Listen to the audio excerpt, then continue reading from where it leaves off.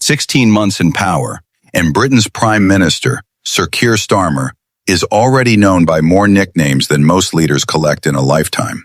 Some call him Two-Tier Keir, others Sir Flip-Flop, Farmer Harmer, or even Never Here Keir.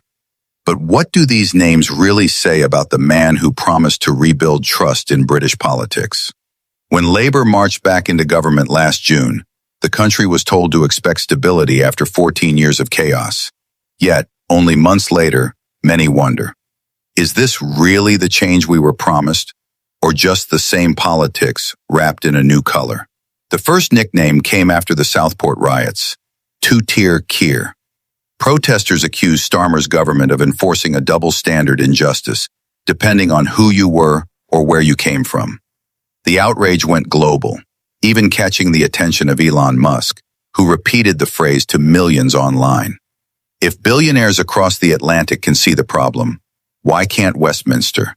Then came Sir Flip-Flop. The name stuck after Starmer reversed his stance on both energy policy and the winter fuel allowance, angering pensioners who felt betrayed.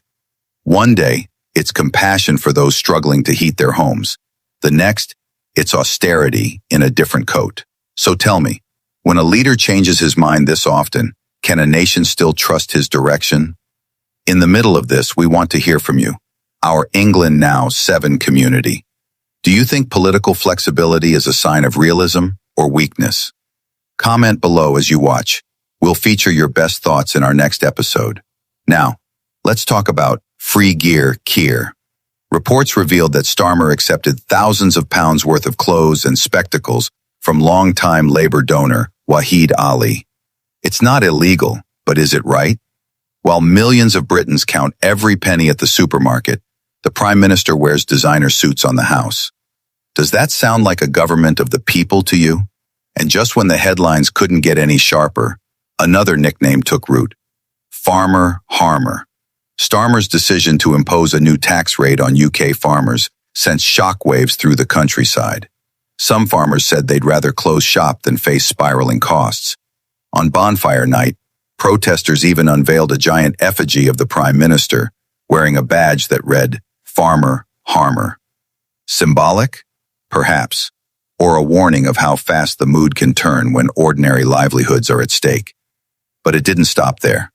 His decision to keep the two-child benefit cap, a policy many hoped Labour would abolish, sparked outrage. Critics said it would push thousands of low-income families deeper into poverty. And so came the next label, Sir Kid Starver. You have to ask, how can a party founded to protect working families defend a policy that leaves children hungry? Meanwhile, as Britain battles inflation, housing shortages, and strikes, Starmer has found time for 40 foreign trips in just 16 months. That's where Never Here Keir came from. It's catchy, but it raises a serious question.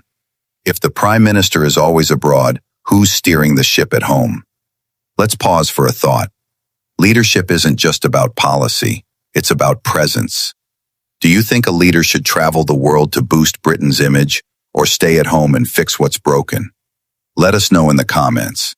These nicknames, from Two-Tier Keir to Never Here Keir, aren't just jokes. They're mirrors, reflections of how disconnected people feel from those in power.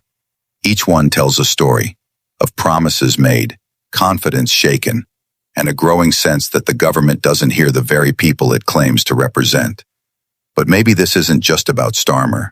Maybe it's about all of us, about what we expect from leadership in a country tired of political games. When words like honesty and fairness become slogans rather than standards, how long before the public stops listening altogether?